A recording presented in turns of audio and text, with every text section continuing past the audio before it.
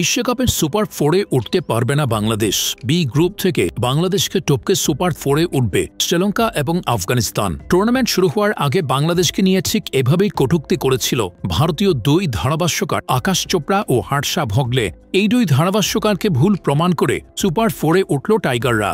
এরপর সুপার ফোরে উঠে বাংলাদেশ নিজেদের প্রথম ম্যাচে শ্রীলঙ্কাকে হারিয়েছে ৪ উইকেটের ব্যবধানে।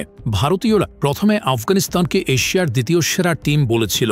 সেই আফগানদের হারিয়ে এশিয়া কাপের সুপার ফোরে উঠেছে বাংলাদেশ। আফগানদের বিদায়ের পর ভারতীয়রা শ্রীলঙ্কাকে এশিয়ার দ্বিতীয় সেরা দল বলেছিল। এবার সেই শ্রীলঙ্কাকে সুপার ফোরে হারিয়েছে বাংলাদেশ।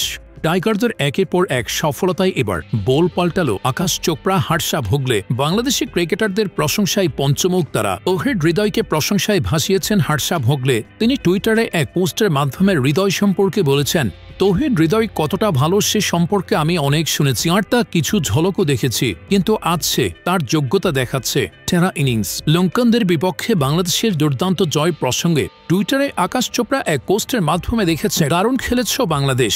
বাংলাদেশের জন্য শেষ দুটা খেলা কি অসাধারণ ছিল।